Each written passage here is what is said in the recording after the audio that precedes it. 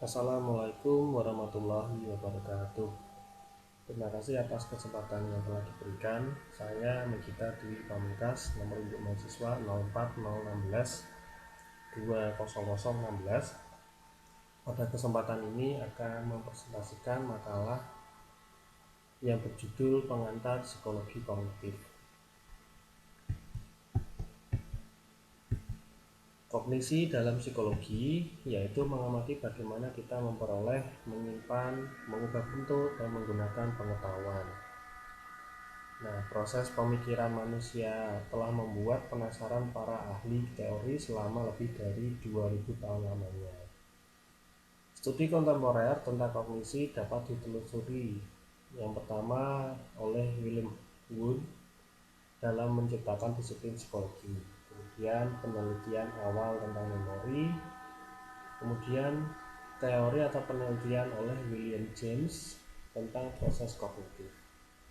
Pada awal abad ke-20, para behavioris telah menekankan pada perilaku yang dapat diamati, yaitu proses mental.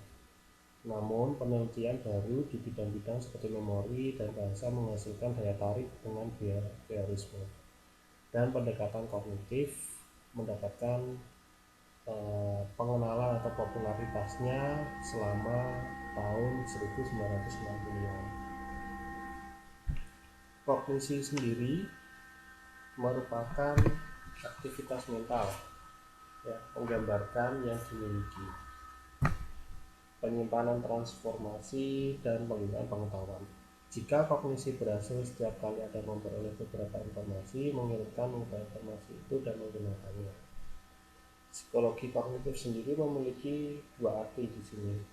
Yang pertama, kadang-kadang sinonim dari kata kognisi sendiri, dan karena itu merujuk pada variasi aktivitas mental yang baru saja disebutkan.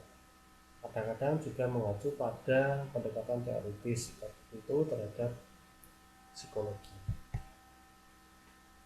Nah, pada bab ini nanti difokuskan pada 3 topik. Yang pertama, memaparkan secara singkat sejarah psikologi kognitif, kemudian menjelaskan beberapa teknik penting dalam penggunaan ilmu saraf kognitif, kemudian yang ketiga, bagaimana perspektif tentang psikologi kognitif.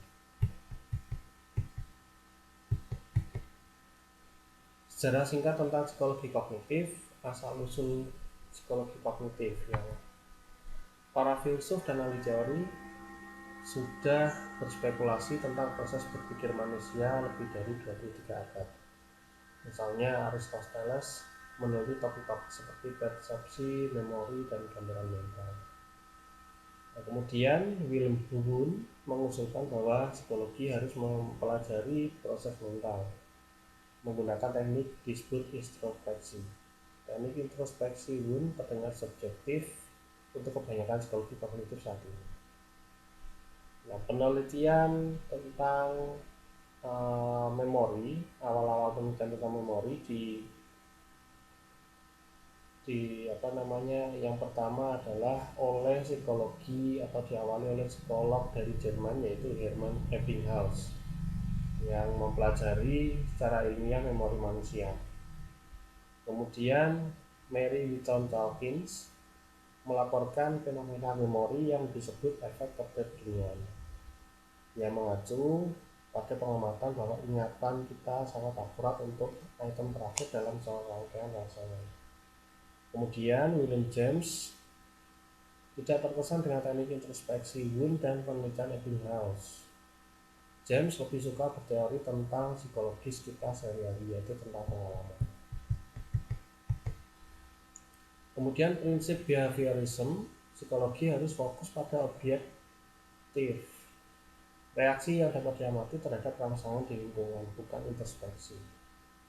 Kemudian psikologi Gestalt menekankan bahwa orang menggunakan organisasi untuk memahami pola, dan mereka sering memecahkan masalah dengan menggunakan pengetahuan atau wawasan yang dimiliki. Sedangkan Barthelme melakukan penelitian memori dengan menggunakan cerita-cerita panjang dan materi lainnya yang sangat berarti. Kapan muncul psikologi kognitif modern? Psikologi kognitif mulai muncul atau mulai mengemuka pada pertengahan 1950-an. Nah, psikologi ini dipicu oleh kekecewaan dengan behaviorisme dan pertumbuhan minat dalam linguistik, ingatan manusia, psikologi perkembangan, dan pendekatan pemrosesan informasi. Apa itu pendekatan pemrosesan informasi? Pendekatan pemrosesan informasi ini berpendapat bahwa proses mental kita mirip dengan operasi komputer. Informasi yang berkembang melalui sistem kognitif kita dalam satu rangkaian, satu langkah pada satu waktu. Kemudian istilah yang lain, memori jangka pendek, itu biasa kita sebut dengan memori kerja, hanya menyimpan sejumlah kecil informasi yang digunakan secara aktif.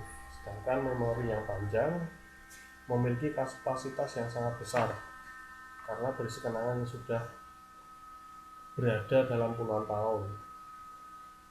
Contoh yang terkenal dari pendekatan pemrosesan informasi ini adalah model Atkinson-Shiffrin yang mengusulkan 3 memori sistem penyimpanan.